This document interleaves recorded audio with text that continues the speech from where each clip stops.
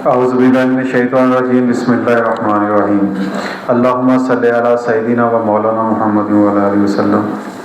अस्सलाम वालेकुम to all वर्दी मेंबर्स। मैं रिक्वेस्ट करूंगा joint secretary law tax bar association Zeeshan Tahir Bhatt साहब से, सर आप स्टेज पर तशरीफ़ लाएँ। मैं रिक्वेस्ट करूंगा finance secretary Lahore tax bar association Ehtesham Ahmed Gujjar साहब से, सर आप स्टेज पर तशरीफ़ लाएँ।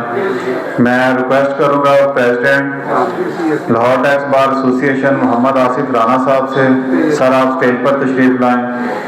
मैं रिक्वेस्ट करूंगा आज के panelist former president Lahore tax bar association Muhammad Mansha Sukhera साहब से, सर आप स्टेज पर तशरीफ़ लाएँ। मैं रिक्वेस्ट करूंगा आज के speaker chairman Lahore tax bar academy Nadeem Bhatt साहब से, सर आप स्टेज पर तशरीफ़ लाएँ। मैं रिक्वेस्ट करूंगा आज के chief guest commissioner appeal to IR Lahore Masood Aslam साहब से, सर आप स्टेज पर तशरीफ़ लाएँ।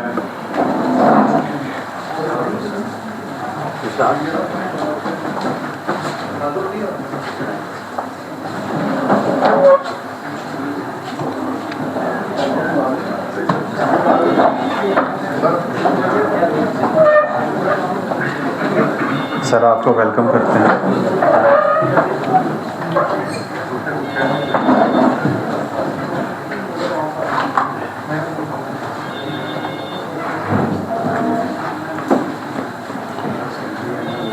जी प्रोग्राम का आगाज़ तिलावत कुरान पाक से करेंगे। जी मैं रिक्वेस्ट करूंगा तिलावत कुरान पाक के लिए मिर्ज़ा अबू बकर साहब से, सर आप डाइस पर तशरीफ़ लाएँ।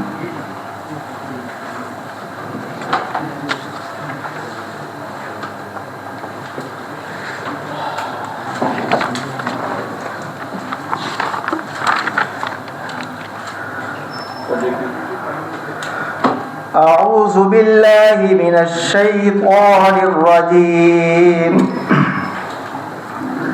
बिस्मिल्लाहिर्रहमानिर्रहीम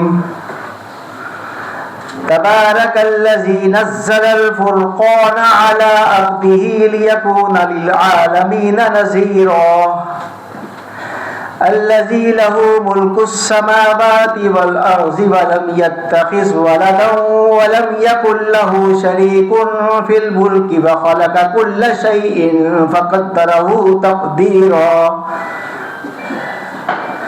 वत्तख़ज़ू मिन दूनिही आलिहतन ला यख़्लुक़ून शैअन व हुम युख़्लक़ून व ला यमलिकून लिअन्फ़ुसिहिम ज़र्रन वला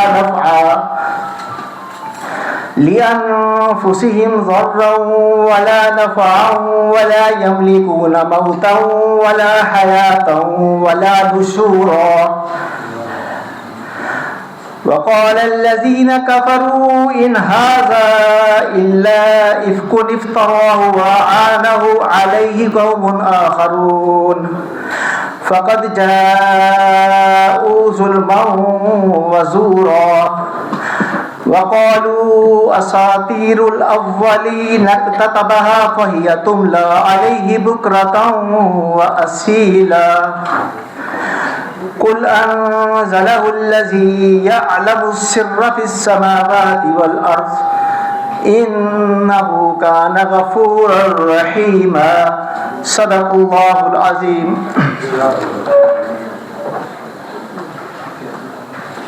जज़ाकल्लाह जी। अब मैं नातिक़ रसूल मकबूल के लिए रिक्वेस्ट करूँगा राना अब्दुल माजिद साहब से।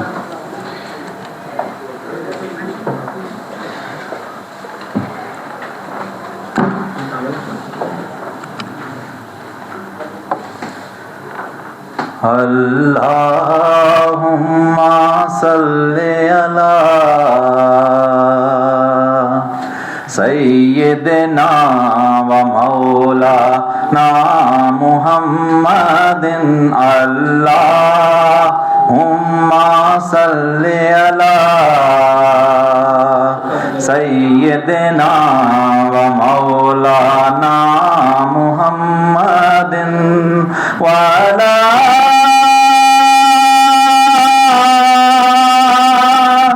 आलिही व सहबिही अलैहि व बारिक वसल्लम अल्लाहुम्मा सल्ली अला सय्यदना व मौलाना मुहम्मदिन। ऐसा तुझे खालिक ने तरहदार बनाया,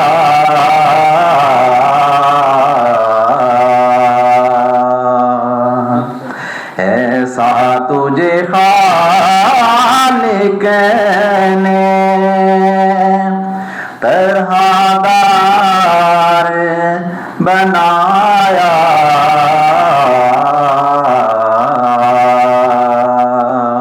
यूसुफ को तेरा तालिबे दीदार बनाया।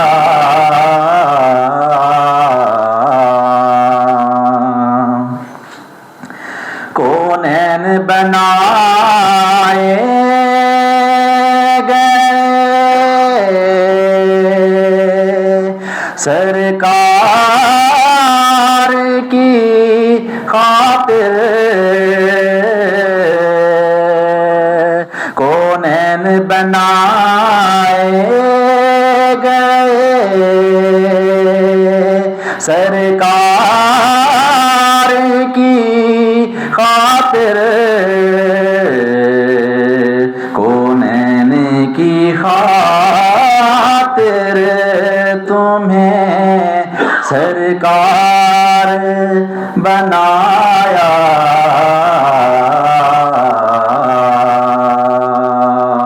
कौनैन की खातिर तुम्हें सरकार बनाया।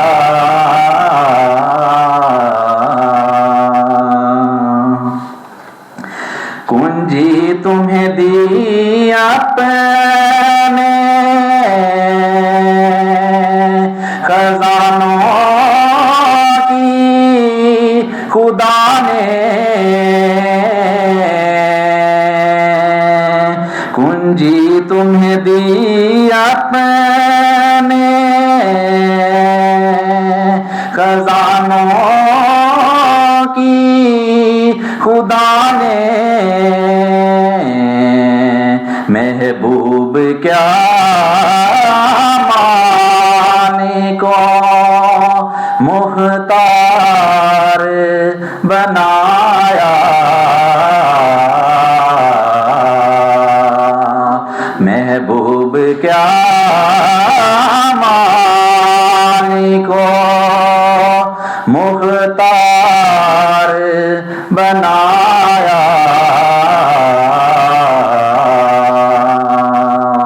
ऐसा तुझे खालिक ने तरहदार बनाया।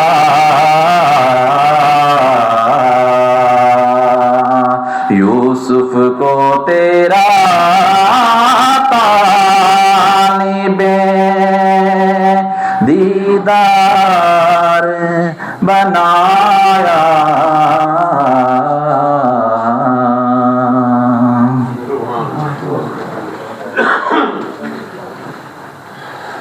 सुबहानल्लाह, माशाल्लाह।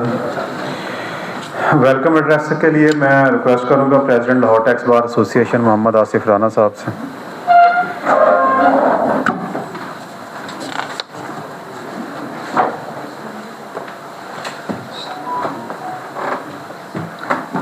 जी थैंक यू सेक्रेटरी साहब। Honourable chief guest Masood Aslam साहब, हमारे आज के दोनों गेस्ट ऑफ ऑनर लेट हो गए हैं जी।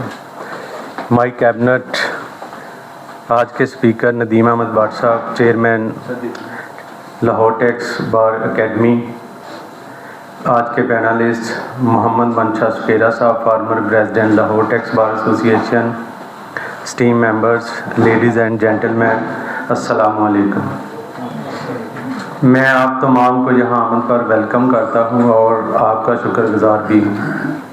आज का जो सेमिनार है बहुत ही इम्पोर्टेंट है और बड़ी अहमियत का हामिल है। ये comparison between accounting and tax depreciation है जो कि हमारे लिए बहुत ही हेल्पफुल होगा इनकम टैक्स रिटर्न कंपनीज की प्रिपरेशन में और बैलेंस शीट की प्रिपरेशन में। लाहौर टैक्स बार का हमेशा से मोटिव ये रहा है कि अपने बार मेंबरान को नॉलेज शेयरिंग के लिए प्रेफर करती है और इंशाल्लाह इसी तरह करती रहेगी। और आपसे भी रिक्वेस्ट है कि आप प्रॉपरली और टाइमली कोशिश किया करें सेमिनार अटेंड करने के लिए, ताकि जो मेहमान आते हैं या जिन्होंने अपने लेक्चर तैयार किए होते हैं उन्होंने और भी काम करने होते हैं, अगर आप टाइमली आएंगे तो हम टाइमली जो है ना अपना प्रोग्राम स्टार्ट कर दिया करेंगे और टाइमली क्लोजिंग हो जाया करेगी। बहुत शुक्रिया जी, again thank you for coming.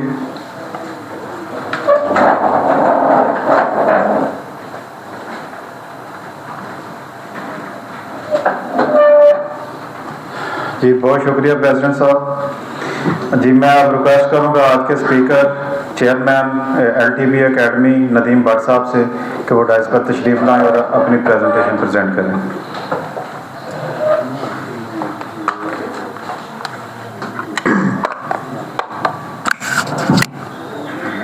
बिस्मिल्लाहिर्रहमानिर्रहीम। तमाम हाज़रीन को अस्सलाम वालेकुम रहमतुल्लाहि व बरकातहू। जैसा कि आप जानते हैं कि हर दफ़ा एक स्टैंडर्ड सेंटेंस होता है कि ये जो नॉलेज है ये कभी पूरा नहीं होता। आज भी जब दोबारा इसको पिछले एक हफ्ते से मैं इसको तैयार कर रहा था, आज दो पहले काफ़ी दफ़ा हो चुका है, लेकिन फिर कुछ ना कुछ नई चीज़, फिर नई चीज़।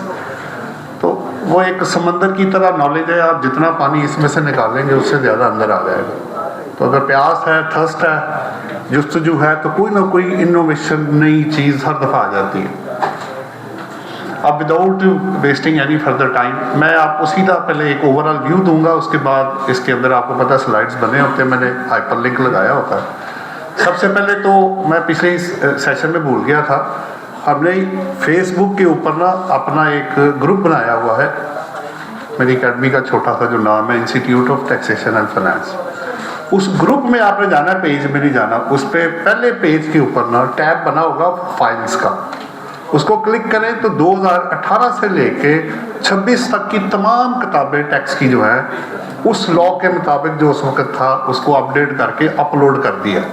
तो आप फ्री है, उसको डाउनलोड करें और आगे सदका जारिया है। मैं तो यही सोच के कर रहा हूँ, आप भी इसमें शामिल हो जाए। जितने लोगों को आप ट्रांसफ़र करते जाएंगे आपके अकाउंट में नेकी लिख दी जाएगी। तो एक तो ये सबसे पहले गिफ्ट जो है ना, आप इसको ले लें किताब का, ताकि आपको हर साल का उस लॉ उस साल में क्या था उसमें आसानी हो जाए। अब उसमें क्या है, दो चार मोटी मोटी चीज़ें मैं आपको बता देता हूँ। बेसिकली बनाया तो मैंने CA के लिए था कि उनके पेपरों के लिए था, करते करते क्योंकि मैं एजुकेशनिस्ट भी हूँ, पढ़ाता भी हूँ, लिखता भी हूँ, प्रैक्टिस भी इसी की करता हूँ, तो वो लाज़िम और मलज़ूम मुझे वो पढ़ना पड़ जाता है।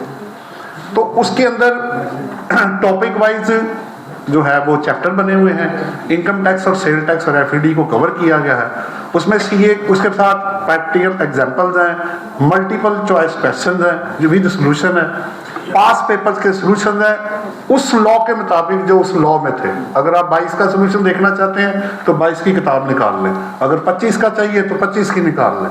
तो उसके मुताबिक सारे सालों को उसके अंदर सॉल्व कर दिया गया है। और प्लस उसके ऊपर जो सबसे बड़ी चीज़ है कि मैंने अपने डायरेक्ट नंबर भी उसके ऊपर दिए हुए हैं। अगर आपको पढ़ते वक्त या उसको समझते वक्त कोई चीज़ समझ ना आए तो आप डायरेक्ट मेरे साथ उस पर बात कर सकते हैं। एक तो ये हो गया। दूसरा बात है इस टॉपिक की तरफ, इसको करने से पहले देखें हम लोग क्या करते हैं कि अगर डेप्रिसिएशन को मैंने समझना है तो पहले मुझे ये समझना ज़रूरी होगा कि एसेट जो है उसकी कॉस्ट क्या होगी। तो 5 चीज़ें इसके अंदर बड़ी इंपॉर्टेंट है, उसकी कॉस्ट, उसकी डेप्रिसिएशन, फिर उसकी WDV कैसे निकलेगी, फिर डिस्पोजल कंसिडरेशन और अल्टीमेटली डिस्पोजल के ऊपर जो प्रॉफिट या लॉस होगा अगर कोई होगा। तो ये 5 चीज़ें आपकी एक मैंने चार्ट बनाया हुआ है, अभी आपको वो भी दिखाते हैं। अब सवाल यह है कि मैंने एक एसेट एक्वायर कर लिया है, मैं इसको लेके किधर जाऊँ, कौन सा सेक्शन है और किस तरह वो ऑपरेट होगा, ये दो बातें करना बहुत ज़रूरी है। देखें, लॉ ने इसको 3 हिस्सों में डिवाइड किया हो। सेक्शन 22 से लेके 22, 23, 23A, 23B जो अब नहीं रहा, और 23A नहीं रहा, 23B। तो ये पहले जो आपके 3 सेक्शन है, 22, 23, 23A और 23B जो अब है, तो ये जो 4 सेक्शन आपके बनते हैं, ये आपके टेंजिबल डेप्रिसिएबल एसेट के लिए है। उसके आगे 2 तरह के एसेट को डिफाइन करेगा, डेप्रिसिएबल और एलिजिबल डेप्रिसिएबल एसेट। ये 2 की बात होगी, इस पे हम बाद में बात करते हैं। तो टेंजिबल एसेट जो है वो आपके 22 से लेके 23B तक के अंदर कवर्ड है। इनटेंजिबल आपका 24 सेक्शन के अंदर है जो एसेट्स होंगे, और जो प्री कमेंसमेंट एक्सपेंडिचर है वो 25 के अंदर है। तो अब आप सारे मिलके अगर आप सोचेंगे तो आप इससे बाहर नहीं निकल सकते। वो सारे एसेट्स कवर कर दिए उसने। टेंजिबल भी ले गया, यानी land, building, plant and machinery, गाड़ी, IT, office equipment, furniture and fixture, जो जो आप सोचेंगे, अंडरग्राउंड वाले एसेट्स, तो ठीक है, लिस्ट उन्होंने पूरी बनाई हुई है। तो हम सोच रहे थे क्या कोई ऐसा एसेट भी है जो इससे बाहर निकल जाए, पॉसिबिलिटी नहीं है। मैक्सिमम चीजें उन्होंने इसके अंदर कवर की। इंटेंजिबल सॉफ्टवेयर है, गुडविल है, पेटेंट्स है, कोटा है, वो आपको उसके अंदर इंटेंजिबल के अंदर मिल जाएगा। अब जैसे आप एक कंप्यूटर जब खरीदते हैं तो कंप्यूटर अब खुद ब खुद तो चलेगा नहीं, उसके अंदर सॉफ्टवेयर इंस्टॉल करना पड़ेगा। एक्सेल का अलग है, वर्ड का अलग है, प्रोग्रामिंग होगी, वो उसके अंदर चीज़ें अपलोड होगी। वो जो सिस्टम आपने परचेज किया है, मॉनिटर है, प्रिंटर है, सिस्टम है, वो बेसिकली वो आपका टेंजिबल एसेट है जो 22 से लेके तो आपके 23B तक जो है उसके अंदर चला जाएगा। जो उसके अंदर सॉफ्टवेयर चल रहा है जो नजर नहीं आ रहा होता, ऑपरेशन हो रहे होते हैं पीछे, आपने प्लस का फार्मूला लगाना है, सॉर्टिंग करनी है, वर्ड में टाइपिंग करनी है, वो सारा पीछे से चल रहा होता है। या आपने बुक कीपिंग करनी है तो आप एक एंट्री डालते हैं, वो अकाउंट्स तक खुद ही बना देता है। कैसे बना गया भाई वो, इसका मतलब है पहले से बाय डिफॉल्ट उसके अंदर फार्मूले लगे हुए हैं, ट्रेल अंदर उसके चल रही है। तो आपने जिस एंट्री डालनी है वो अकाउंट्स तक आपको खुद ही बना के देगा। कैश फ्लो भी बना देगा, बैलेंस शीट भी बना देगा, प्रॉफिट एंड लॉस भी बना देगा, ट्रेडिंग, मैन्युफैक्चरिंग, इवन कि आप पार्टी वाइज अगर चाहते हैं सेल वो भी बना देगा, पार्टी वाइज परचेज बना देगा, एजिंग भी कर देगा अगर सिस्टम में, स्टॉक की वैल्यूएशन भी निकाल देगा अगर फार्मूला अंदर बिल्ट इन किया हुआ है, लेबर कॉस्ट शीटें निकाल देगा। तो काफी काम आपका मशीन ने आसान कर दिया। ठीक हो गया जी, इनटेंजिबल उधर चला गया। इसके अलावा जो तीसरी कैटेगरी है, अगर आप बिजनेस स्टार्ट करने से पहले, इसका नाम ही ये प्री कमेंसमेंट एक्सपेंसेस, यानी कमर्शियल ऑपरेशन स्टार्ट करने से पहले के एक्सपेंडिचर।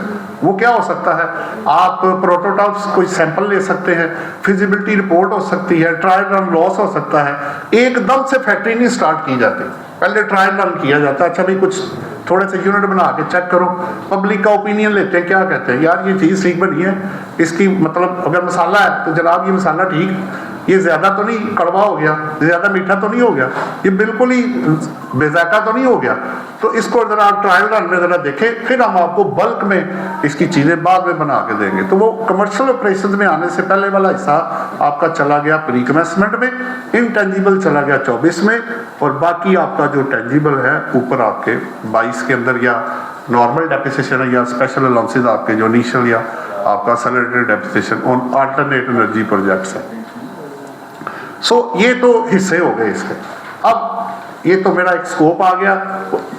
अब आ जाते हैं कि जनाब ये तो आपने डेप्रिसिएशन बताई, तो जब तक आपके पास, पहला क्वेश्चन ये है, जब तक आपके पास कॉस्ट नहीं होगी आप डेप्रिसिएशन कैसे निकालेंगे? सो इसमें जो 76 का जो सेक्शन है, जो उसके अंदर उन्होंने 9 मेथड्स बताए हैं कि आप डिफरेंट 9 मेथड्स के थ्रू डिफरेंट सिचुएशन में कॉस्ट ऑफ एसेट को कैसे डिटरमिन करेंगे। जैसे कुछ ज़बानी बात कर लेते हैं, मैंने कहा जी मैंने एसेट खरीद लिया है, उसका तरीका दिया हुआ है। मैंने जी ज़ाती एसेट को बिजनेस में इंट्रोड्यूस करा दिया है, उसका तरीका उन्होंने बताया हुआ है। मैंने जनाब रॉ मटेरियल लेके उसको कंस्ट्रक्ट किया, उसका तरीका बताया गया। मैंने लोन लेके लिया जी, उसका तरीका है। मुझे इस पर रिबेट या छूट मिली है, वो भी बताया गया है। फिर इसमें अगर एग्जाम्प्ट इनकम से है या टैक्सेबल से है, वो भी बताया गया है। सो 9 डिफरेंट जो मेथड है वो उसके अंदर उन्होंने कॉस्ट निकालने के आपको तरीका बताया।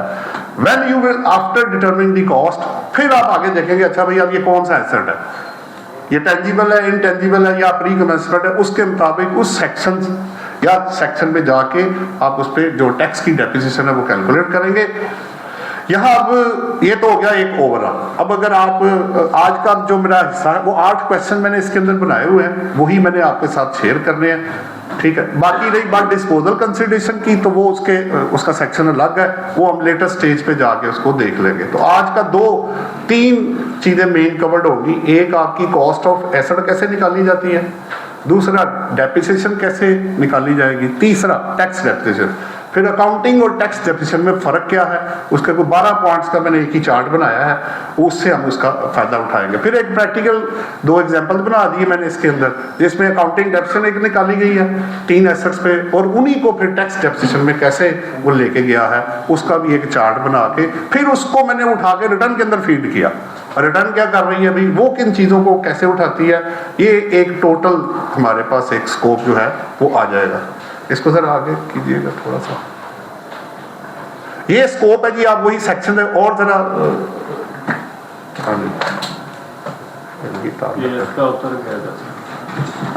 तार उसकी ये नीचे गिर, ये वाली सर वाइट वाली, ये नीचे इधर ये लगा लो यार, वो उसका इस साइड से लगाओ मैडम।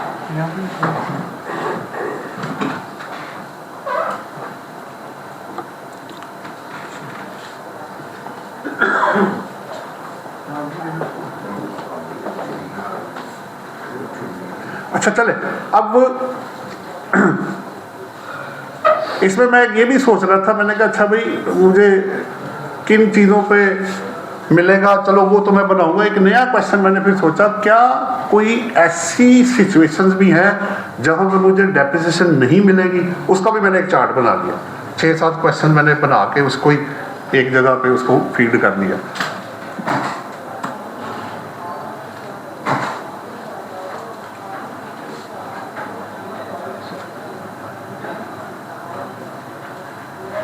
सो 8 मेन क्वेश्चन है इसके अंदर, उसकी आगे शीटें जो स्लाइड्स बना के उनको मैंने हाइपरलिंक लगा दिया इसके अंदर।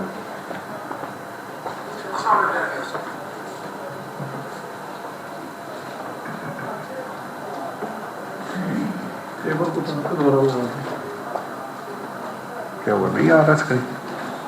तो आ रहा है स्क्रीन पे नहीं आ रहा।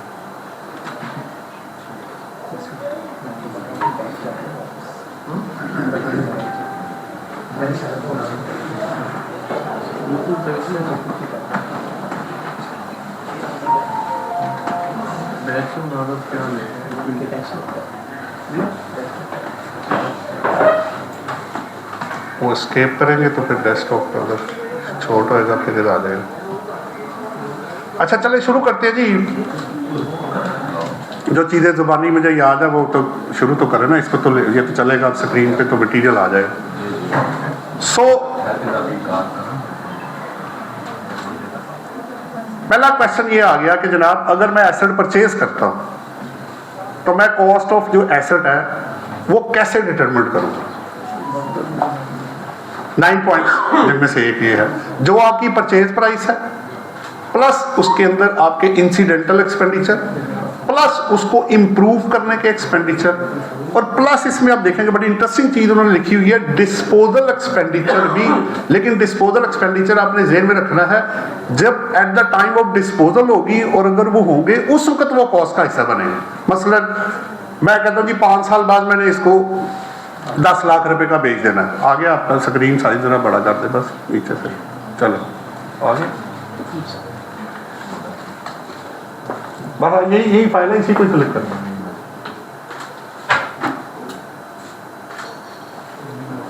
यही फाइनल वाली फाइल है, इसको क्लिक कर देना, ओपन कर दो। हाँ यहाँ से बड़ा नीचे से वो नीचे वो स्क्रीन बनी हुई नीचे उधर आगे और आगे इस ये अगले वाला नेक्स्ट वाला इसको क्लिक करें।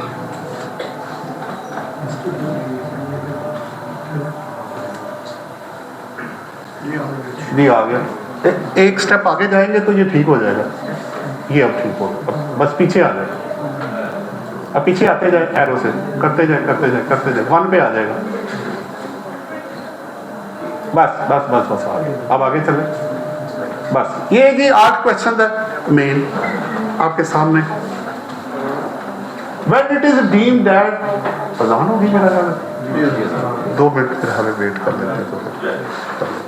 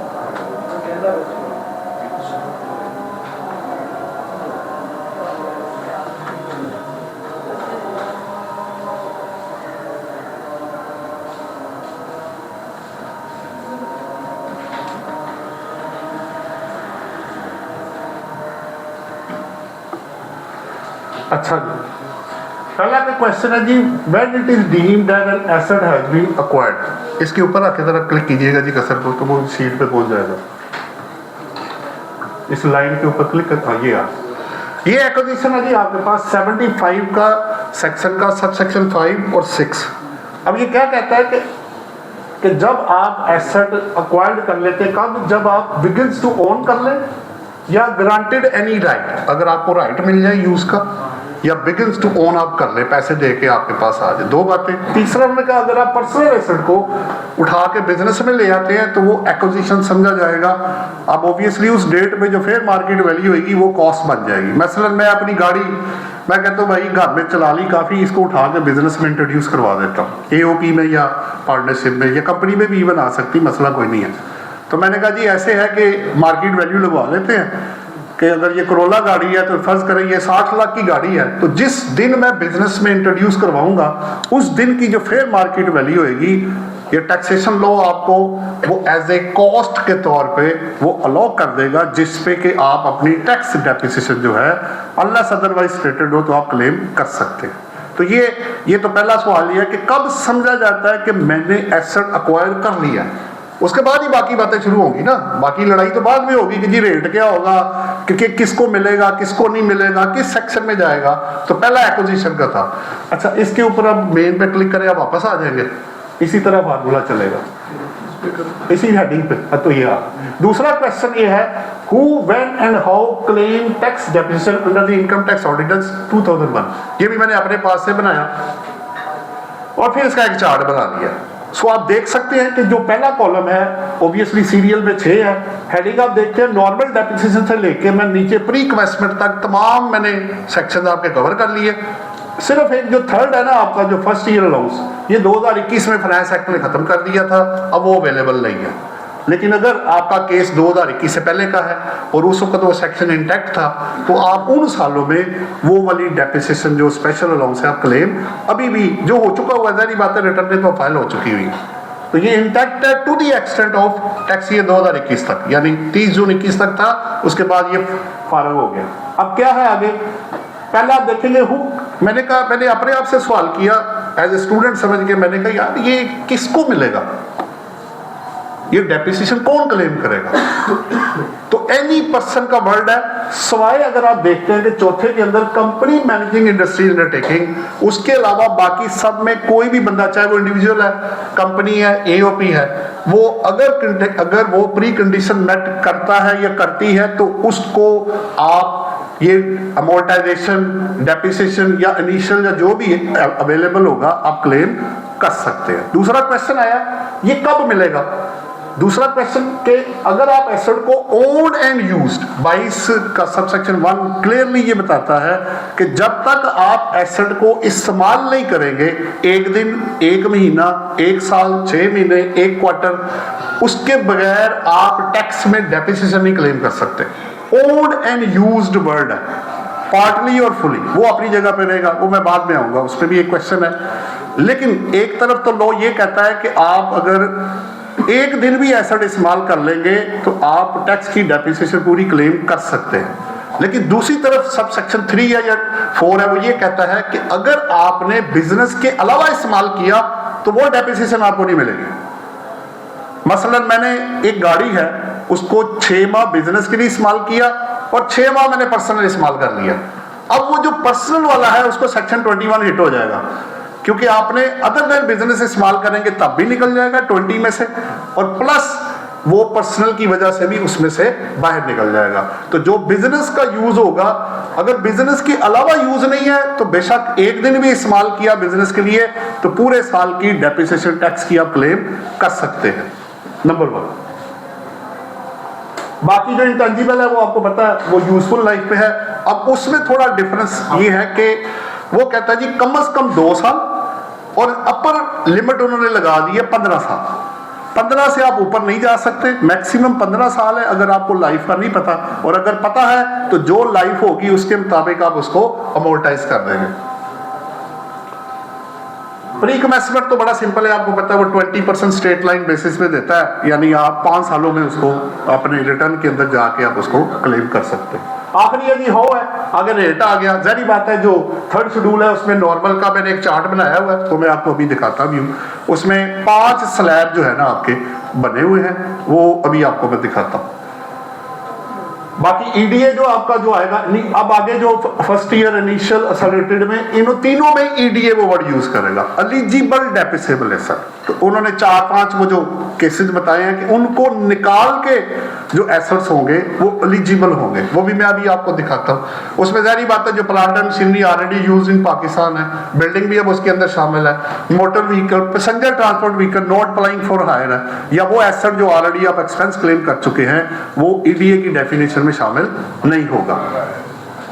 अच्छा, इन्होंने वो डिफाइन किया कैपिटल एसेट की तरह जो इसमें नहीं आएगा, ये वो वाले हैं जो नहीं, इनके अलावा जो होंगे वो ऑटोमेटिक अंदर आ जाएंगे। जैसे कैपिटल एसेट की आप डेफिनेशन पढ़े जाए 37 में जाके, तो कहते हैं जी इसमें ये वालों को निकाल दे आप, ये शामिल नहीं होंगे। Stock in trade, depreciable asset, intangible वाला, या वो पर्सनल एसेट्स अदर देन वो जो ज्वेलरी में डेली या फर्स्ट डे है, तो उन्होंने वो डिफाइन किए जो इसमें नहीं आते। इनके अलावा जो एसेट्स होंगे वो ऑटोमेटिक इसके अंदर फॉल कर जाएंगे। लेकिन अब सवाल ये है, अब सिर्फ प्लांट एंड मशीनरी ही बाकी रह गया है, अब और कुछ बचा नहीं है इसके अंदर जिसके ऊपर आप इनिशियल या फर्स्ट ईयर जो पहले बिल्डिंग पे भी कभी था, अब वो बिल्डिंग को भी उन्होंने बाहर निकाल दिया है। अब सिर्फ आपका प्लांट एंड मशीनरी ही बचा है जो इनिशियल या एक्सेलरेटेड एक्शन में अल्टरनेटिव एनर्जी प्रोजेक्ट्स में बचा है। नेक्स्ट देखिएगा, उसको क्लिक करके तीसरे पे आ जाते हैं। तीसरा सवाल है कि व्हेन टैक्सेस, ये वो वाला क्वेश्चन है जो मैं अभी आपको बता रहा था। ये आज ही मैंने पहली दफ़ा, this is the first time कि मैंने इस स्लाइड के अंदर, ये वाली स्लाइड्स के अंदर मैंने ऐड की है। कि मैंने खुद ही बनाया। मैंने कहा अच्छा वो अगर सवाल आ जाए कि जनाब वो कौन सी सिचुएशंस हैं, वो कौन सी चीज़ें हैं जिन या सिचुएशन जिनमें मुझे टैक्स डिडक्शन अलाउ नहीं होगी। एक तो है ना किस पे होगी, सवाल ये किस पे नहीं होगी, ये भी मुझे पता होना जरूरी है। सो पहला अगर आप देखते हैं लैंड है, तो फिर मैंने रेफरेंस, क्योंकि कोई भी बंदा ना बगैर रेफरेंस के बात मानता नहीं है, तो मैंने रेफरेंस इसलिए साथ ऐड कर दिए कि अगर आप देखना चाहते हैं कि ये मनगढ़ंत कहानी नहीं है, सेल्फ मेड स्टोरी नहीं है, बनाया तो सेल्फ मेड है बट लीगल रेफरेंस के साथ है। तो 22 आप देख से पता है, वो कहता है जो लैंड है वो जनरली आप उस पर डेप्शन चार्ज नहीं करते, तो होना ही नहीं है। अब देखेंगे जो इनकम टैक्स रिटर्न है उसके जो टैक्स डिडक्शन का शेड्यूल है उसमें लैंड का लफ्ज भी कोई नहीं है, वहां लैंड है ही नहीं। तो जब है ही नहीं तो इसका मतलब है डेप्शन तो होती भी नहीं है। अकाउंटिंग में आप देखते हैं टैक्स में नजर नहीं है। दूसरा है depreciable asset not used during the tax year. अभी मैं बता रहा था आपको ओन्ड एंड यूज्ड, ये दो चीजें मस्ट है 22 के लिए। आगे कौन सा जी 22 का 1 है जो कहता है साथ ही ओन्ड भी उसी में ही है, जो अगर आप यूज नहीं करेंगे या ओनरशिप नहीं होगी। ये लीज्ड एसेट पे मुझे डेप्रिसिएशन क्यों नहीं अलाउ करता? ठीक है 28 में लीज रेंटल उसने कहा मिलने आपके, तो वो ओनरशिप नहीं है आपकी। आप लोन लेके एसेट एक्वायर कर लेना अपने नाम पे तो डेप्रिसिएशन मिल जाएगी आपको। ओनरशिप ना होने की वजह से ठीक वो आपको लीज रेंटल अलाउ करता है लेकिन आपको डेप्रिसिएशन नहीं देगा वो लीज एसेट्स के ऊपर। ये रैशनैलिटी पीछे क्या है? अच्छा मैंने कहा जी मैं एसेट एक्वायर करता हूँ, ये क्या आपने कभी लीज रेंटल तो कभी ये, तो ये इन शॉर्ट क्या कहना चाहते हैं आप? शॉर्ट ये है कि जितने पैसे मैं लगाऊंगा उतनी की डेप्रिसिएशन या रेंटल आपको मिल जाएंगे। मसलन मैंने 4 करोड़ की मशीनरी ली भाई, तो मुझे डेप्रिसिएशन कितनी मिलेगी over A number of years? 4 crore पे, इससे ज्यादा मुझे मिलनी नहीं है। मैंने कहा भाई मैंने लोन लेके एसेट लिया तो ठीक है, एसेट 4 करोड़ का है, ऊपर मार्कअप आप कहते हैं जी ऊपर 50 लाख मार्कअप है, तो मार्कअप भी आपको मिल जाएगा, आपने डेप्रिसिएशन भी क्लेम कर ली। मैंने कहा नहीं भाई मैंने लीज पे लेना है, रेंटल मैंने पे करना है, बाद में मैं एक्वायर करता या नहीं करता हूँ, मैंने लीज रेंटल। तो लीज रेंटल तीनों केसेस में एक चीज कॉमन है, क्या? जितना आपने पैसा दिया उतनी डेप्रिसिएशन या रेंटल आपने ले लिए। सिंपल है, इसमें कोई कॉम्प्लिकेशन तो कोई नहीं है। नेक्स्ट क्वेश्चन क्या जी? अच्छा ये एक नया आया जी, इस दफा आपको पता बजट में आया था, अगर आपने कोई एसेट एक्वायर किया और उस पे टैक्स डिडक्टेबल था और आपने टैक्स नहीं काटा तो टैक्स ये 2026 में उन्होंने ये ऐड कर दिया है, ये 22 की 1 के साथ ही प्रोवाइजो ऐड हुई है कि आपको उस पे डेप्रिसिएशन नहीं मिलेगी। उधर से डिफॉल्ट अपनी, हाँ आप डिफॉल्ट दूर कर दें, आप पेमेंट करा दें तो वो डिफॉल्ट भी दूर हो जाएगा, फिर आप डेप्रिसिएशन भी क्लेम कर सकते हैं। लेकिन अगर ये एस्टेब्लिश हो जाता है कि आपने चाहे इंपोर्ट किया यानी नॉन रेजिडेंट को पेमेंट की या आपने लोकल खरीदा, अगर आप विदहोल्डिंग एजेंट थे और टैक्स डिडक्टेबल था और पार्टी के पास एग्जेम्पशन सर्टिफिकेट नहीं है और आपने टैक्स ना काटने की कोई जस्टिफिकेशन आपके पास नहीं है, डिडक्टेबल था, तो वो फिर डेप्रिसिएशन उस सूरत में, क्योंकि ये लिस्ट हम वो पढ़ रहे हैं जिन पे हमें डेप्रिसिएशन नहीं मिल रही। उन्होंने इंपोर्ट नहीं लिखा, सिर्फ 2 चीजें लिखी है 152 और 153, यानी पेमेंट टू नॉन रेजिडेंट 148 वाला तो नहीं 148 नहीं है सर उसके अंदर, वो नहीं लिखा हुआ, वो नॉन रेजिडेंट को जो पेमेंट होगी उसकी बात हो रही है। अच्छा अब फिर मैं 75A में चला गया। अगर आपने कोई एसेट खरीदा, मैं भूल गया कि मैंने क्रॉस चेक में पेमेंट करनी थी, क्योंकि 50 लाख से ऊपर इमूवेबल एसेट अगर आप खरीदेंगे तो वो क्रॉस चेक में या आप डिजिटल मोड यूज करेंगे जो ऐड हुआ इस दफा, या बैंकिंग चैनल आप यूज करेंगे, बैंक से बैंक में ट्रांसफर है। और अगर मूवेबल हुआ तो 10 लाख से ज्यादा, अब गाड़ी आपको पता मूवेबल है तो 10 लाख में तो अब गाड़ी नई वाली तो मुझको चांस नहीं है, मैं हैरान भी नहीं मेरा हाल है, अब तो आ रही 10 लाख रुपए में, अब तो चीजें इतनी ऊपर चली गई हैं। तो अगर आप पेमेंट थ्रू बैंकिंग चैनल या क्रॉस चेक नहीं करेंगे तो 75A ये कहता है आपको डेप्रिसिएशन नहीं मिलेगी, नंबर 1। और अगर ये पर्सनल हुआ तो जब आप बेचेंगे तो वो कैपिटल गेन निकालते वक्त ये माइनस भी नहीं होगा, तो दोनों कवर कर गया, वो बिजनेस भी कर गया और पर्सनल भी कर गया। 75। चल नेक्स्ट क्या जी आपका, ये मैंने आपके 3rd शेड्यूल में से निकाला। अगर आप डिसेबल्ड पर्सन के लिए एक रैंप बिल्डिंग के अंदर वो जो बिल्ड की जाती है जी, उनके उतरना चढ़ना है, वो चेयर है या स्ट्रेचर के ऊपर बंदे आ जा रहे हैं, वो एक जो रैंप है, अगर इसमें कोई हॉस्पिटल की बात नहीं हो रही, अगर आप डिसेबल पर्सन के लिए रैंप बना लेते हैं अपनी बिल्डिंग में, तो इन उसको अलग करके जो रैंप ईच की कॉस्ट है वो 2.5 लाख से ज्यादा आप नहीं जा सकते। फर्ज करें मेरे रैंप की कॉस्ट आ गई है, मैं अज्यूम कर लेता हूँ 10 लाख रुपए है, तो मुझे 2.5 लाख रुपए पहले साल में ही 100% मुझे डेफिसिट मिल जाएगी। मुझे इनिशियल या किसी चीज की जरूरत नहीं है। अच्छा, मैं अगर 4 रैंप्स बना दूं तो चारों का 2.5 लाख वर्ड उसने यूज किया, ईच रैंप की कॉस्ट होगी 2.5 लाख रुपए। अगर आप उससे ज्यादा गए तो ऊपर वाली अमाउंट पे आपको डेप्रिसिएशन अलाउ नहीं होगी, वो आपका कैपिटल एसेट बन जाएगा, क्योंकि डेप्रिसिएबल एसेट कैपिटल एसेट में नहीं आते, तो जो नॉन डेप्रिसिएबल है वो आ जाएंगे, फिर उधर कन्वर्ट हो जाएगा, नंबर 1। और आखिरी आपको पता गाड़ी वाला है, जो passenger transport vehicle not applying for hire, Daewoo bus की नहीं बात हो रही, वो अप्लाइंग फॉर हायर, ट्रक की बात नहीं हो रही, क्योंकि पैसेंजर ट्रांसपोर्ट नहीं है, वो गुड्स ट्रांसपोर्ट है। तो मुझे पहले देखना है कि कौन पैसेंजर ट्रांसपोर्ट व्हीकल में आएगा। मैंने प्राडो गाड़ी खरीद ली 4 करोड़ रुपए की, पैसेंजर ट्रांसपोर्ट है भाई, क्या वो अप्लाइंग फॉर हायर आप कर रहे हैं? नहीं जी, वो येलो कैब नहीं है जी, हम नहीं हायर करते, हम अपने एडमन के लिए यूज कर रहे हैं। आपको 75 लाख रुपए से ज्यादा टैक्स में डेप्रिसिएशन नहीं मिलेगी। तो जो ओवर एंड अबव पोर्शन होगा बिजनेस का, वो एसेट जो नॉन डेप्रिसिएबल होगा वो कैपिटल एसेट में चला जाएगा। अब होगा क्या, जब मैं इसको बेचूंगा तो इधर मुझे जो 75 लाख रुपए पे जो प्रोपोर्शनेट सेल प्राइस आएगी, वो जो गेन लॉस होगा वो बिजनेस इनकम में जाएगा, और जो कैपिटल एसेट को बेच के गेन लॉस होगा वो आपका कैपिटल गेन के अंदर चला जाएगा। तो ये कुछ एग्जांपल्स वो थी जिन केसेस में आपको टैक्स डेप्रिसिएशन जो होगी लिमिटेशन के साथ या तो मिलेगी नहीं, या लिमिटेड एक्सटेंट तक आपको दी जाएगी, ओवर एंड अबव वाले पे आपको वो लो नहीं करेगा। ये आपका जी 3 क्वेश्चन हो गए। अब इसको क्लिक करके वापस आए तो चौथा है जी आपकी कॉस्ट ऑफ, ये आप वही वाला आ गया, अब ये निकाल। हाँ जी, आप नीचे जरा एक स्टेप नीचे। हाँ जी, ये 9 चुके पॉइंट शेयर करने हैं ना, मुख्तलिफ ये सारे 9 पॉइंट्स हैं कि मुख्तलिफ सिचुएशन में, नहीं उसी को, हाँ इससे पीछे वो एरोस करेंगे ना तो फिर ये अभी युग जाएगा। ये 9 मेथड आप देख सकते हैं, जिनमें अगर आप परचेज करते हैं, पर्सनल एसेट को प्रोड्यूस करते हैं फॉरेन करेंसी के थ्रू, हेजिंग के थ्रू, पार्ट्स में सोल्ड करते हैं, चार्जेबल और एग्जेम्प्ट अमाउंट, और आखिरी ग्रांट अगर आपको मिलती है, तो cost of assets in 9 cases में कैसे निकाला जाएगा। क्योंकि कॉस्ट के बगैर मैं डेप्रिसिएशन निकाल ही नहीं सकता। मेरे पास कॉस्ट, मैं कहता हूँ जी डेप्रिसिएशन चार्ज करो 15%, तो आपने कहा जी वो वैल्यू किधर है? मैं कहूँ वैल्यू नहीं अभी पता लगी, तो जाओ भाई पहले वैल्यू लेकर। इंपोर्टेड है तो इंपोर्ट की कॉस्ट ऐड करो भाई, वो उसकी कॉस्ट पहले मुझे बताओ क्या है। जब तक आप कॉस्ट ऑफ एसेट नहीं बताएंगे, आप अकाउंटिंग और टैक्स कोई भी डेप्रिसिएशन कैलकुलेट नहीं कर सकते। है ही नहीं मेरे पास वैल्यू कोई नहीं, ये मैं रेट किस पे अप्लाई करूँ? 25%, 90%, 10%, 15%, 30%, 20%, 100% भी हो, किस पे भाई?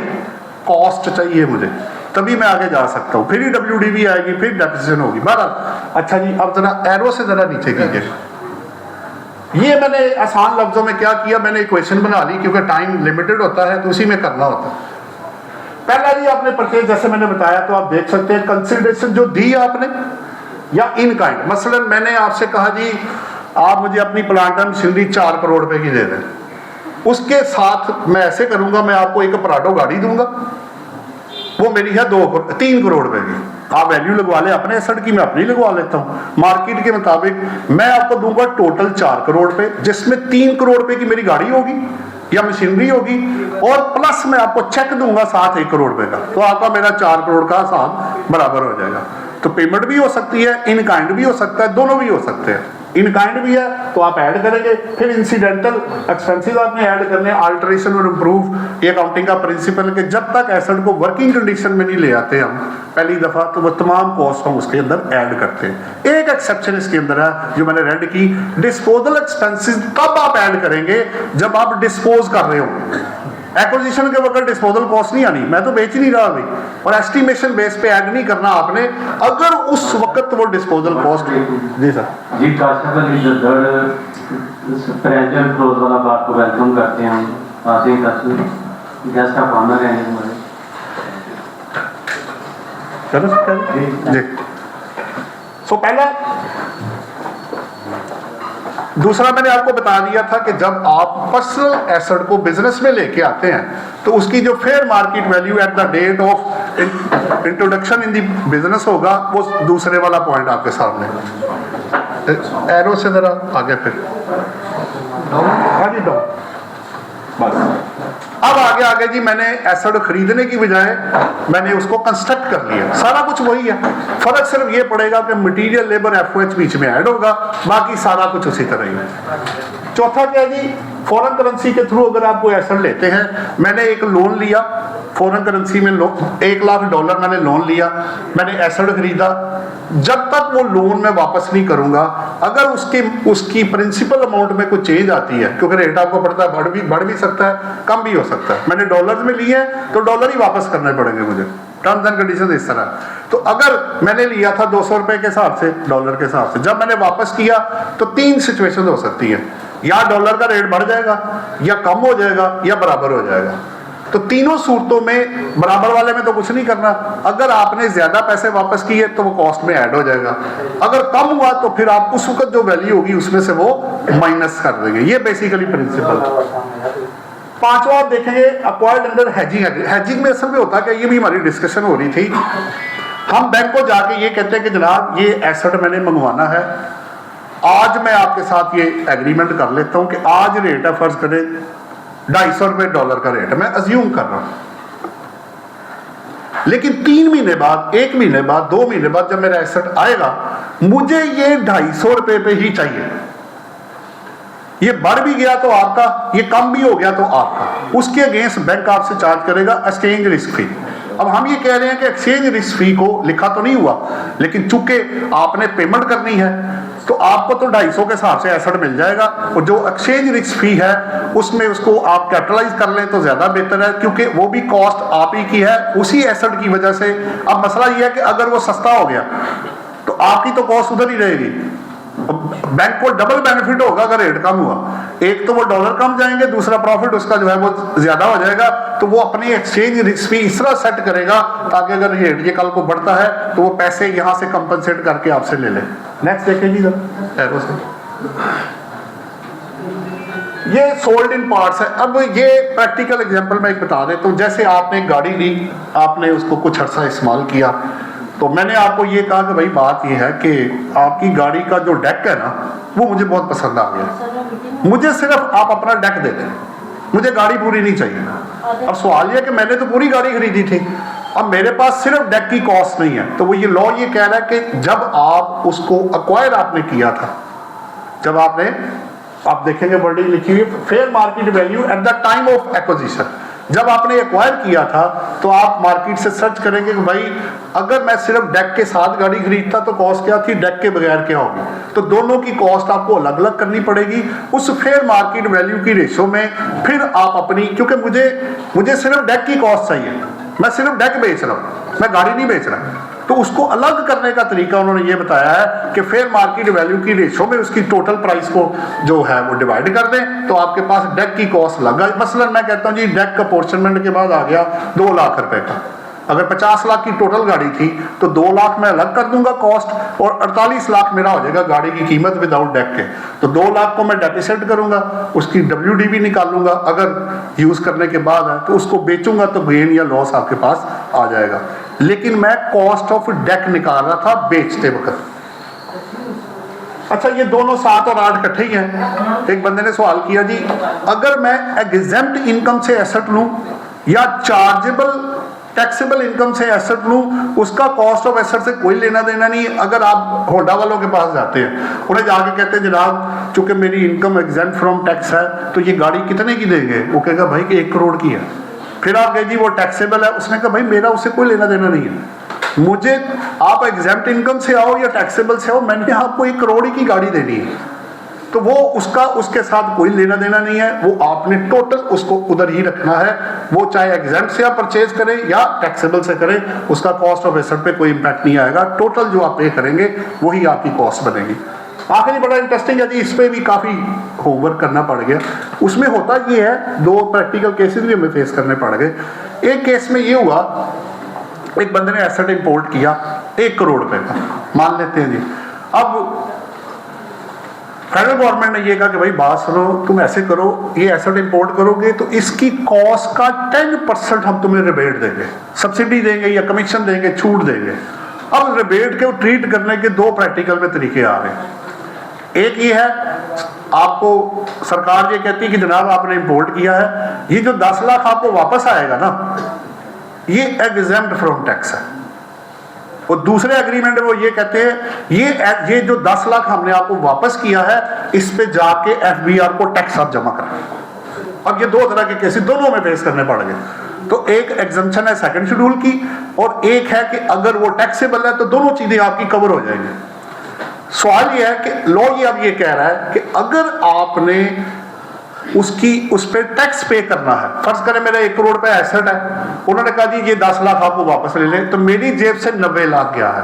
अब वो मुझे कहते हैं कि जनाब ये आपका एग्जेम्प्ट फ्रॉम टैक्स है, तो मेरा कॉस्ट ऑफ एसेट 90 लाख बनेगा, क्योंकि 10 लाख मेरा पैसा वापस आ गया जो कि एग्जेम्प्ट है। लेकिन अगर उस 10 लाख पे मुझे टैक्स लग गया, तो लॉ आपको फैसिलिटेट कर रहा है कि फिर आपने 1 करोड़ पे ही डेप्रिसिएशन लेनी है, क्योंकि मैंने उसको इनकम बुक करके उसके ऊपर टैक्स भी देना, वरना डबल नुकसान होगा, एक वो माइनस भी हो जाएगा, दूसरी तरफ से मुझे टैक्स भी लग जाएगा। तो ये एक एडवांटेज जो है, एक उसको बैलेंस करने के लिए उन्होंने दोनों को अलग अलग कर दिया है। ये थे जी 9 पॉइंट्स आपके डिफरेंट केसेस में आप कॉस्ट ऑफ एसेट कैसे निकालेंगे। आगे देखें जी, जरा अगली सीट पे आ जाए। ये वो चार्ट है जी जो मैंने कहा था 12 पॉइंट्स हमने बनाए कि अच्छा भाई एक तरफ अकाउंटिंग को रख लो, एक तरफ टैक्स को रख लो, तो इसको एनालिसिस करते हैं आपस में कि ये दोनों एक दूसरे से मुख्तलिफ कैसे हैं। सो पहला आपके सामने है, अगर अकाउंटिंग में डेप्शन आपने चार्ज करनी है तो आपके सामने है कि आप IAS 16 जो है वो आप उसके मुताबिक चार्ज करेंगे, जबकि जो टैक्स डेप्रिसिएशन है वो उसमें वर्ड है 20 का सबसेक्शन जो 2 है ना, मैं देख रहा था, अगर काफी लोगों ने सवाल किया कि जी मैं अपनी मर्जी से रेट कोई ऊपर नीचे कर सकता हूँ, बिल्कुल नहीं। 20 का सबसेक्शन 2 कहता है मस्ट चार्ज डेप्रिसिएशन। मस्ट का वर्ड ना ऑर्डिनेंस में बड़े कम जगहों पे इस्तेमाल हुआ है, ये उनमें से एक है जहां उन्होंने कहा must charge depreciation according to the जो 3rd शेड्यूल आपका होगा, उसको ना आप कम। अच्छा, यही वो वजह है जब आप अपनी रिटर्न के अंदर अपने शेड्यूल को टैक्स डेप्शन को फीड करेंगे ना, वो आपको रेट नहीं चेंज करने देगा, रेट ऑटोमेटिक लगा हुआ है, आप सिर्फ यूजेज चेंज कर सकते हैं 100%, 50%, 75%। जो रेट इनिशियल का या नॉर्मल का उन्होंने 3rd शेड्यूल में फिक्स कर दिया है, उसको आप चेंज नहीं कर सकते, ना बढ़ा सकते हैं ना कम कर सकते हैं, अल्टरेशन की परमिशन ही नहीं है। ये एग्जैक्टली वही चीज है, अगर मैं रिटर्न में सैलरी इनकम डालूं तो वो आपको एग्जम्पशन तो कहेगा अगर आपने लेनी है तो ले लो, जो टैक्सेबल इनकम आएगी ना उस पे टैक्स वो आपको नहीं कैलकुलेट करने देगा, वो ऑटोमेटिक फार्मूला लगाएगा और आपको कंप्यूटेशन के अंदर ले जाकर टैक्स चार्ज कर देगा।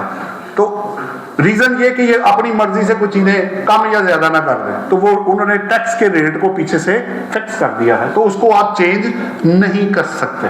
तो मेरी चॉइस खत्म हो गई, मैं बाउंड हूं कि 20 का subsection 2 read with 22, read with 3rd schedule, मैं बाउंड हूं कि मैंने उनके मुताबिक ही, और एक ही मेथड है मेरे पास WDV टेंजिबल के लिए, इसके अलावा और कोई मेरे पास मेथड ही अवेलेबल नहीं है। अच्छा, दूसरा आते हैं अकाउंटिंग में, आप देखेंगे तीसरे नंबर पे 10 और मोर मेथड्स हैं जो हम अकाउंटिंग लोगों को पढ़ाते हैं। 10 और मोर मेथड्स है अकाउंटिंग में डेप्रिसिएशन चार्ज करने के, sum of units, sum of digits, insurance policy, straight line, reducing balance. So line लगी हुई है उसके अंदर फार्मूलों की कि आप 10 डिफरेंट फार्मूले यूज करके डेप्रिसिएशन चार्ज कर सकते हैं। टैक्स में ऐसे नहीं है भाई, टैक्स में सिर्फ टेंजिबल के लिए एक ही है, इनटेंजिबल के लिए स्टेट लाइन वाला है, टेंजिबल के लिए WDV है, और जो प्री कमेंसमेंट एक्सपेंडिचर है वो भी स्टेट लाइन में है। ऑब्जेक्टिव क्या जी, true and fair function reporting है, वो कैलकुलेट टैक्सेबल इनकम करेगा, ये आपको पता है, ज्यादा मुझे इस पे बात करने की जरूरत नहीं। मेथड पहले ही हो गया आपका, रेट्स आपके जी वो पहले बात होगी। यहाँ अकाउंटिंग में management is responsible, auditing standard ये कहते हैं management is responsible for the selection and application of accounting policies. अगर मैं मैनेजमेंट हूं तो ये पावर मेरे पास है कि मैंने अकाउंटिंग में डेप्रिसिएशन क्या चार्ज करनी है, 10%, 15%, 20%, 30%, 40%। ये यूजफुल लाइफ और बाकी फैक्टर्स को देखते हुए मैनेजमेंट चार्ज करेगी। लेकिन एक चीज क्लियर है कि टैक्स ऑर्डिनेंस जो है वो अकाउंटिंग डेप्रिसिएशन को एक्सेप्ट नहीं कर रहा, वो उसको एड बैक करेगा और टैक्स की डेप्रिसिएशन जो है वो आपको अलाउ करेगा। Limitation G on depreciable asset, अगर आप देखेंगे तो अकाउंटिंग के अंदर रेजिडुअल वैल्यू भी कुछ जगहों पे माइनस की जाती है, अगर होगी तो। अगर है रेजिडुअल ये कि जी कि 10 साल बाद इतनी वैल्यू बढ़ जाएगी, वो एक एस्टिमेट लगाएंगे, इसको डेप्रिसिएट नहीं करना, उनके अपने प्रिंसिपल है। करना चाहे तो कर ले, ना करना चाहे तो ना। जैसे जनरली हम रेजिडुअल वैल्यू डिटरमिन नहीं करते क्योंकि एक कॉम्प्लिकेटेड प्रोसेस है, फिर वो मुझे टैक्स के अंदर वैसे भी मुझे डेप्रिसिएशन तो अकाउंटिंग की मिलनी नहीं है, वो तो रिवर्स है। लेकिन अकाउंटिंग का जो प्रॉफिट आएगा वो फिर एक अजीबोगरीब सा होगा, हर एसेट को रीवैल्यू करना पड़ेगा, उसकी रेजिडुअल वैल्यू निकालनी पड़ेगी, तो कॉम्प्लिकेशन में बंदा पड़ जाएगा। बेहतर यही है कि रियल डाटे को यूज करे, अनलेस अदरवाइज लॉ रिक्वायर ना करे। अच्छा जी, बेस अमाउंट जो है आपको पता है कि WDV चल रही है, दोनों तरफ ऑब्वियसली डेप्रिसिएशन माइनस करके, उसकी अपनी माइनस करके। और अगर आपको क्लियरली पहले से पता होगा कि अकाउंटिंग डेप्रिसिएशन शेड्यूल अलग बनाया जाता है और टैक्स डेप्रिसिएशन शेड्यूल वो रिटर्न पर्पस के लिए, तो दोनों में वैल्यूज डिफरेंट जा रही होती है। बहुत कम ऐसे केसेस हैं जिनमें सेम वैल्यू जा रही हो, सेम हो नहीं सकती। इवन कि मैं अकाउंटिंग में WDV मेथड यूज भी कर लूं तो शायद कुछ एसेट्स में बराबर हो जाए, सारा नहीं कभी बराबर होगा, क्योंकि इनिशियल अलाउंस का या फर्स्ट ईयर का या एक्सेलरेटेड डेप्रिसिएशन का कॉन्सेप्ट अकाउंटिंग के अंदर अवेलेबल नहीं है। इंटेंजिबल का हो गया जी, वो 15 साल मैक्सिमम मैंने आप प्री कमेंसमेंट मैंने। अच्छा, प्री कमेंसमेंट बड़ा इंटरेस्टिंग पॉइंट है, ये मुझे थोड़ा सा होमवर्क करना पड़ गया। जब हम किसी के ऑडिटेड अकाउंट्स बनाते हैं ना, तो प्री कमेंसमेंट एक्सपेंडिचर के बारे में आपका सेक्शन 225 कंपनीज एक्ट मैंने लिखा है 2017 एंड IFRS 38, वो ये कहता है कि आपने इनटेंजिबल जो आपके एसेट्स होंगे उस या एक्सपेंडिचर जो भी आपके होंगे जिसकी लाइफ 1 साल से ज्यादा है, वो अपने प्रॉफिट एंड लॉस अकाउंट को चार्ज करना है। अब आप कहेंगे यार ये क्या बात हुई, इधर आप कहते हैं जी एसेट को मोनेटाइज करें, उधर आप कह रहे हैं प्रॉफिट एंड लॉस को चार्ज करें। तो वो चूंकि अकाउंटिंग के प्रिंसिपल अपने हैं, दोनों इंडिपेंडेंट अवेलेबल है चीजें मार्केट में। तो ये इधर आप इंटेंजिबल को चार्ज कर रहे होंगे प्रॉफिट एंड लॉस अकाउंट को, जैसे ही अकाउंटिंग में आएंगे वो रिवर्स हो जाएगा और इंटेंजिबल में जाके आपको अमोर्टाइज करना पड़ेगा यूजफुल लाइफ पे। तो ये दोनों चीजें क्योंकि हमारे हाथों से चीजें गुजरती हैं, प्रॉफिट एंड लॉस हम खुद बनाते हैं, उसका कि लाओ भी दिखाओ, इसको इधर लेके जाओ। पहले कभी इंटेंजिबल फिक्स एसेट का हिस्सा होता था अकाउंटिंग के अंदर, अब ऐसे नहीं है, अब वो डिफरेंट है। डिस्पोजल का इफेक्ट क्या होगा जी? हाँ, ये भी एक पॉइंट है। अगर आपको याद हो तो अकाउंटिंग के अंदर अगर आप डेप्रिसिएबल एसेट बेच के कोई गेन या लॉस लेते हैं, वो अदर इनकम का हिस्सा बनता है। सेक्शन 22 में ऐसे नहीं है, वो ये कहता है कि अगर आपने डेप्रिसिएबल एसेट को बेचा तो जो भी गेन या लॉस होगा वो आपकी बिजनेस इनकम का हिस्सा बनेगा, वो अदर इनकम का हिस्सा नहीं है। तो ये दोनों आपस में फिर डिफरेंशिएट कर गए। और लास्ट है कि फाइनेंशियल इंपैक्ट है, वो प्रॉफिट एंड अकाउंटिंग प्रॉफिट को रिड्यूस करता है और टैक्स डेप्रिसिएशन आपकी टैक्सेबल इनकम को रिड्यूस करती है। ये डिफरेंसेस है कुछ, इनके अलावा भी अगर आपके पास होंगे तो उसको देख लेंगे, ये मुझे यही मिले। ये रेट्स हैं जी, अगर आप इसको गौर से देखें तो मेजर जो पार्ट मैंने इसका जो एनालिसिस किया वो दूसरे के अंदर है। सारी बिल्डिंग 10% पे, तमाम building factory, office, selling department, financial department, जो मर्जी है वो 10% के अंदर है। मेजर जो पार्ट है वो 2 के अंदर गया। आप फर्नीचर फीचर देखें, machinery, plant and machinery, motor vehicle, all type, ships, technical और प्रोफेशनल बुक्स, वो आपको 15% पे नॉर्मल डेप्रिसिएशन लेते हैं। बाकी कंप्यूटर वाले जो है वो 30% है। 5th शेड्यूल वाले जो अंडरग्राउंड वाले हैं वो आपका 20% है। और ये वो रैंप जो मैंने आपको बताई थी कि ये 3rd शेड्यूल के अंदर उन्होंने दिया हुआ है कि रैंप अगर आप बिल्ड करेंगे, ईच रैंप की जो कॉस्ट है वो 2.5 लाख से ज्यादा नहीं होगी। उस पर मैं डिस्कशन आपसे पहले कर चुका हूँ, ये मैं यहाँ से इंपोर्ट करके ऊपर लेके गया था। अब जरा आगे देखिएगा जी, जरा 2 क्वेश्चन बाकी है। ये जी आप प्रैक्टिकल एग्जाम्पल है, 2 मेरे पास बाकी बच गए कि जनाब 3 एसेट्स मैंने लिए, बिल्डिंग, प्लांट एंड मशीनरी और मोटर व्हीकल। ये अकाउंटिंग वाला जी, इसमें रेट आपके सामने 5%, 10% और 15% है। तो रिड्यूसिंग बैलेंस मेथड यूज हुआ, वो लगा के एक अकाउंटिंग की डेप्रिसिएशन निकाल ली गई। ये एज इट इज ही आप आप उस पर अकाउंटिंग में जाके कर सकते हैं। स्पेशल क्या है वो नेक्स्ट पेज पे है, वो है टैक्स की डेप्रिसिएशन। जरा आगे एक कर दे, आखिरी है ये है जी वही एसेट्स है, मैंने एसेट वही ली है, उसकी WDV अकाउंटिंग वाली अकाउंटिंग में चली जाएगी और टैक्स वाली टैक्स के अंदर जाएगी। जो पिछली रिटर्न में आप डिक्लेयर कर चुके हैं वही WDV आपको आगे उठा के लानी पड़ेगी, बल्कि अब तो इंपोर्ट भी हो जाती है, आपको पता है वो सारा डाटा अगर आप चेंज करना चाहें एडिट करके तो वेल्थ स्टेटमेंट की तरह बाकी इनएक्सेस भी इंपोर्ट हो रहे हैं, तो उसका फायदा आप वहां से उठा सकते हैं, WDV आ सकती है। अच्छा अब क्वेश्चन क्या है, इसके अंदर स्पेशल चीज क्या है वो देखनी है, फिर इसको क्लोज करते हैं। जब आप जैसे मैंने पहले बताया इस डाटे को मैंने रिटर्न के अंदर भी फीड किया, वो भी फॉर्मेट मैंने इसके अंदर रखा हुआ है, एग्जैक्ट उसका आंसर थोड़ा बहुत फर्क था वो दूर किया हमने। 3-4 चीजें बड़ी क्लियरली सामने हैं। नंबर 1, आपने इनिशियल फर्स्ट ईयर या नॉर्मल रेट ऑफ डेप्रिसिएशन आपने इसके अंदर चार्ज नहीं करना, अपने वाले में करें, हमने किया हुआ है, उस सामने आपको आखिरी कॉलम में 10, 15 और 15% जो रेट है वो हमने चार्ज किया 3rd शेड्यूल के मुताबिक। नंबर 1 WDV आपने पीछे से ले ली, एडिशन डिलीशन आपकी आएगी जो आपने अकाउंटिंग में की है, लेकिन थोड़ा सा वेरिएशन के साथ। अगर आप देखते हैं मैंने एडिशन डाली 2 तरह की, बिल्डिंग में 50 लाख, प्लांट एंड मशीनरी 2 तरह की, एक ऑलरेडी यूज्ड इन पाकिस्तान, क्योंकि already used in Pakistan EDA की डेफिनेशन में नहीं आता, उस पर इनिशियल अलाउंस आपको नहीं मिलेगा। तो आप देख सकते हैं कि मैंने आगे इनिशियल अलाउंस वाले कॉलम में 25% जो क्लेम किया है वो 30 लाख के ऊपर क्लेम किया। अच्छा अब इंटरेस्टिंग चीज अब ये है कि WDV आपने निकालनी कैसे है। जब आपका नया एसेट आप लेंगे, जैसे यहाँ 30 लाख का एसेट आया है, अगर मैं इसकी बात करूं सिर्फ 70 तो अपनी जगह पे है, 30 लाख 70 के ऊपर नॉर्मल डेप्रिसिएशन आपको मिलेगी, आपको इनिशियल अलाउंस नहीं मिलेगा जो ऑलरेडी यूज इन पाकिस्तान है। तो 30 लाख के ऊपर मुझे 7.5 लाख मिलेगा। इस 30 लाख में से पहले मैंने इनिशियल अलाउंस को माइनस करना है या फर्स्ट ईयर या असलरेटेड को, जो वैल्यू बाकी बचेगी, जैसे 30 लाख में 7.5 यहाँ आ रहा है, 7.5 लाख आप माइनस करेंगे, जो बाकी बचेगा उसके ऊपर फिर आपने 15% रेट अप्लाई करना है। मसलन मेरा एक एसेट है 10 मिलियन का, अब आसान कर लेते हैं, मैंने 10 मिलियन का एक एसेट लिया, उसने कहा जी आपको 25% इनिशियल अलाउंस मिलेगा, तो पहले मैंने 10 मिलियन में से 25 लाख माइनस करना है, बाकी जो 75 लाख बचेगा उसके ऊपर 15% आपको मिलेगा। अब 10 मिलियन पे 15% नहीं आपको मिलेगा। जहां ये आता है तो पहले उसको ये लिखा भी है उन्होंने 22 के अंदर कि WDV निकालने का तरीका क्या है कि पहले आप जो आपके इनिशियल फर्स्ट ईयर या असलरेटेड डेप्रिसिएशन है वो माइनस करें, जो बैलेंस आपके पास बचेगा उस पे फिर आप आगे नॉर्मल डेप्रिसिएशन क्लेम कर सकते हैं। एक रेट नहीं है उसके अंदर, दूसरा यूजेज के बगैर वो डेप्रिसिएशन नहीं कैलकुलेट करेगा। आपको बताना पड़ेगा कि आपने एसेट 100%, 50%, वो परसेंटेज उन्होंने लिखी हुई है, ये आप देख सकते हैं, एक्सेंट ऑफ यूज में मैंने लिख दिया, तो वो आपको।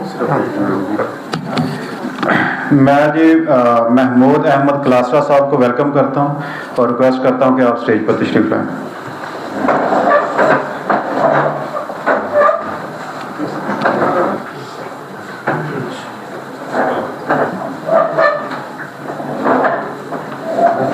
और फिगर्स को मैंने साथ रेड इसलिए कर दिया, अगर आप देखते हैं तो लास्ट ईयर का जो क्लोजिंग था 32,31,000 रुपए था, वही ओपनिंग उधर गया है, वही WDV मैंने उधर उठाई है, एडिशन डिलीशन मैंने वहीं से ली, जो लॉ के मुताबिक एडजस्ट की, रेट चार्ज किया, फार्मूला आपके पास आ गया।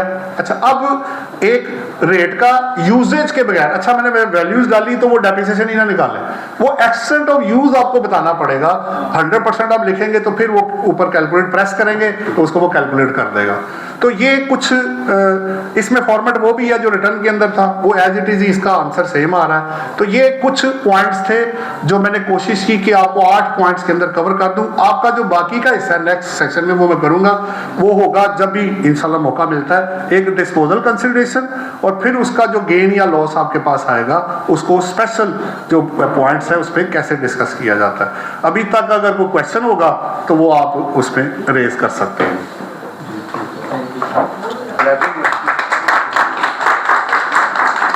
जी बहुत शुक्रिया आपका। मैं president Ferozewala bar association Mohammad Kashif Dadar साहब को वेलकम करता हूं सर, और रिक्वेस्ट है कि आप डाइस पर तशरीफ लाएं और अपने ख्यालात का इज़हार करें।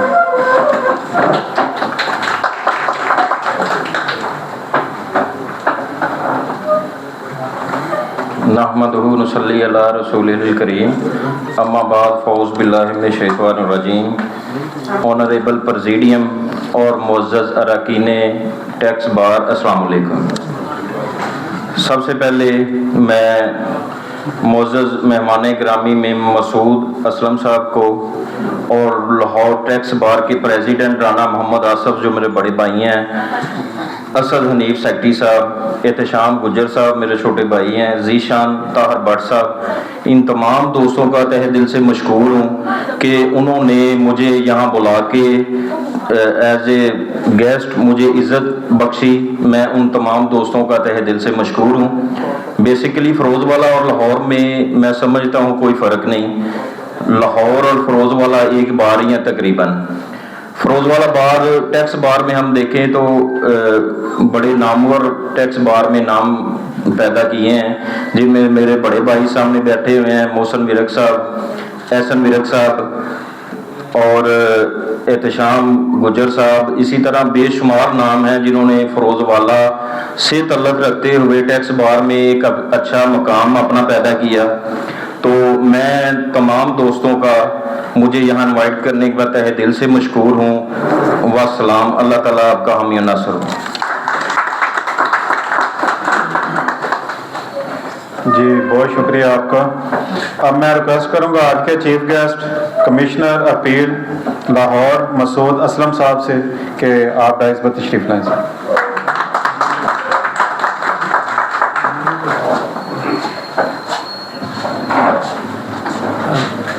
सबसे पहले तो मैं आप सबका बहुत शुक्रगुज़ार हूँ कि आज आपने मुझे इस फोरम पे बुलाया है।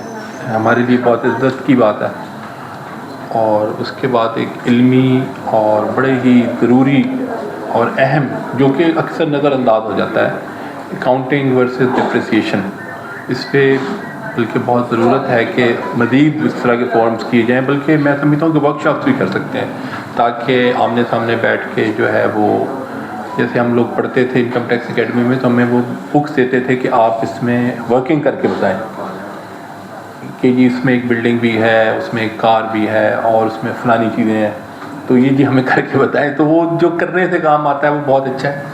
और सेकेंडली उसमें बल्कि थोड़ी सी एक ये भी किया जा सकता है कि एक रिटर्न खोल के कुछ एसेट्स बना के, तो वो जैसे एक एक कोड को भरें, तो वो एक जो हैंड्स ऑन है वो उसका एक अपना एक वो फ़ायदा है। हमने भी ज़िंदगी में यही सीखा है कि जितना भी हमें उन्होंने पढ़ाया इनकम टैक्स एकेडमी में, जब हमने खुद आके वो सारे नोटिस भी दिए, फिर असेसमेंट की, फिर हेयरिंग की, तो हमें एक वर्क ऑन से बहुत अच्छा फ़ायदा मिला।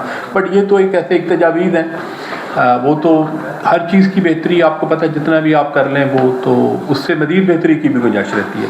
बाकी माशाल्लाह नदीम साहब माशाल्लाह बहुत ज़बरदस्त प्रेजेंटेशन दी है और मैं सदर साहब का और तमाम ओहदेदारान और तमाम जो हमारे बार के मदद मेंबरान हैं शुक्रिया अदा करता हूँ। और बहुत ज़बरदस्त ओकेजन था। Thank you so much. Thank you so much sir. Now the house is open for question answers. अगर आपका किसी का कोई सवाल है तो जी। पैनलिस्ट में हमारे साथ मौजूद हैं former president Lahore tax bar association Muhammad Mansha Safera साहब। आपका इससे रेलेवेंट या इसके अलावा भी कोई ऐसा क्वेश्चन हो टैक्स से रिलेटेड तो आप मनशा साहब मौजूद हैं। जी नदीम साहब तो माशाल्लाह जी चेयरमैन हैं जी हमारी एकेडमी के। सर मेरा क्वेश्चन है कि 2024 तक तो जो एक्सपोर्टर थे वो अपनी फाइनल टैक्स लायबिलिटी क्लियर कर रहे थे और रियलाइजेशन वैल्यू के ऊपर अपना टैक्स पे कर रहे थे, और अभी 2025 के में जो है वो मिनिमम के ऊपर चले गए हैं। तो इस सिलसिले में वो अगर पिछला टैक्स डेप्रिसिएशन तो वो कैलकुलेट नहीं करते थे, जस्ट अपनी वो फाइनल टैक्स लायबिलिटी पे की। और तो इस 2025 में जो रिटर्न वैल्यू है उसकी वो किस तरह से बेसिकली अब जो एक जो आया पहले लिटिगेशन में रहा है, जैसे एग्जाम पीरियड होता था 5 साल की एग्जाम्पशन होती थी, क्या उसमें डेप्रिसिएशन चार्ज नहीं है या नहीं। लेकिन अब क्योंकि 22 में ये पहले था कि 2 यूज थे कि नहीं चार्ज होनी, आप क्योंकि उसमें अलाउ ही नहीं थी तो चार्ज नहीं होनी, तो डेप्रिशिएबल अमाउंट आप ऐसा भी नहीं निकलेगी जब आप क्लेम नहीं करेंगे क्योंकि वो अलाउबल नहीं थी। तो डेप्रिशिएबल हो और क्लेम करें और अलाउ हो तो फिर डेप्रिशिएबल अमाउंट आपने रिटर्न डाउन वैल्यू निकलेगी। तो पहले ये कंसेप्ट रहा है। तो अब वो 2-4 कोई जजमेंट ट्रिब्यूनल की आई, कोई हाई कोर्ट की आई, उसके बाद आप 22 के अंदर उन्होंने ये डाल दिया है कि जो पीरियड आपका एग्जाम्प्ट होगा, एग्जाम्प्ट पीरियड में उसमें फाइनल डिस्चार्ज वाला नहीं है। ये आप क्यों ले सकते हैं कि उसमें नहीं होगा, जब ये चीज एक्सप्रेस है तो फाइनल वाली नहीं है। तो अब जो प्रोविजो है उसमें उन्होंने कहा है कि जो डेप्रिसिएशन